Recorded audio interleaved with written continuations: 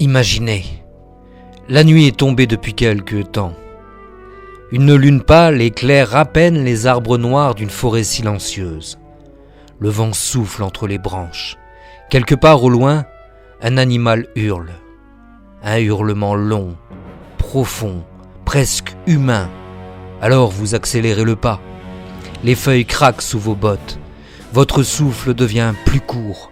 Puis soudain, quelque chose bouge entre les arbres. Une silhouette immense, debout, mais pas totalement humaine. Des yeux brillent dans l'obscurité. Des griffes, un souffle rauque. Et dans cette forêt oubliée, une peur ancestrale refait surface. La peur du prédateur, la peur de la transformation, la peur que le monstre soit un homme. Mais en réalité, c'est un loup-garou. Je suis Laurent Dins, l'auteur de la saga Fantasy Gaiala que vous pouvez découvrir en lien dans le podcast. Le loup-garou est l'une des créatures les plus anciennes et les plus universelles du folklore humain. Et ce n'est pas un hasard. Pendant des siècles, le loup a été l'un des prédateurs les plus redoutés d'Europe. Il rôdait autour des villages, attaquait les troupeaux, parfois même les hommes. La nuit, son hurlement traversait les forêts et les montagnes. Et dans un monde sans lumière artificielle, sans route sécurisée, la forêt devenait un territoire de peur absolue. Mais à un moment, quelque chose change dans les récits. Le loup ne suffit plus. L'homme commence à imaginer bien pire que cela. Un être capable de devenir un loup. Un monstre qui connaît les hommes, qui marche parmi eux, qui peut cacher sa véritable nature. Et soudain, la peur devient beaucoup plus intime. Parce que le danger n'est plus dans la forêt, il est peut-être dans le village. Mais d'où viennent réellement les légendes des loups-garous ? Certaines explications sont fascinantes. Au Moyen-Âge, plusieurs maladies étaient mal comprises. Par exemple, il y avait l'hypertrichose, une maladie rare provoquant une pilosité extrêmement abondante sur tout le corps et le visage. Imaginez voir une personne atteinte de cette maladie dans un village médiéval. Sans médecine moderne, sans explication scientifique, l'effet devait être terrifiant. Mais ce n'est pas tout. Certaines maladies mentales également provoquaient aussi des crises violentes, des comportements animaux, des hallucinations, et parfois des personnes affirmaient réellement se transformer en bêtes. Dans certains procès historiques, des hommes ont même avoué être devenus des loups pendant la nuit. Non pas parce qu'ils mentaient férocement, mais parce qu'ils le croyaient réellement.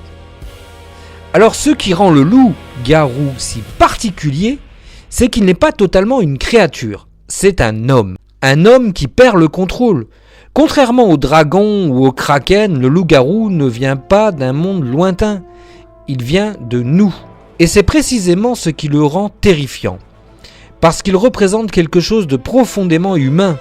La colère, la violence, l'instinct, la perte de contrôle. Le loup-garou est le symbole du monstre intérieur. Cette part sauvage que l'homme tente de cacher mais qu'il ne peut jamais totalement faire disparaître.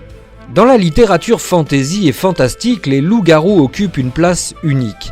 Ils ne sont pas seulement des monstres. Ils sont des bêtes et des êtres maudits, des personnages déchirés entre deux natures, l'homme et la bête. Dans de nombreux récits, la transformation devient une métamorphose, de la rage, de la solitude, du rejet, de la peur de soi-même. Et c'est ce qui les rend souvent plus tragiques que les autres créatures fantastiques.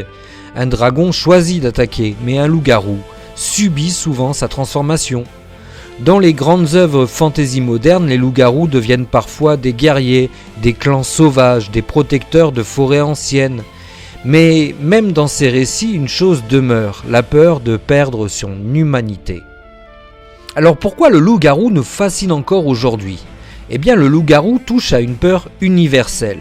Et si nous n'étions jamais totalement civilisés ? Et si, sous les règles, les villes et les apparences, quelque chose de bien plus ancien survivait encore en nous. Une part sauvage, primitive, violente. Le loup-garou représente cette frontière fragile entre l'homme et l'animal. Et au fond, Eh bien, cette frontière nous fascine parce qu'elle nous semble parfois très mince. Allez, imaginez une dernière fois. Une forêt noire, silencieuse. La lune éclaire les arbres d'une lumière froide. Quelque part dans l'obscurité, une silhouette avance lentement. Des griffes s'enfoncent dans la terre humide. Un souffle rauque traverse la nuit. Puis un hurlement retentit. Long, ancien, presque humain. Peut-être que les loups-garous n'ont jamais réellement existé.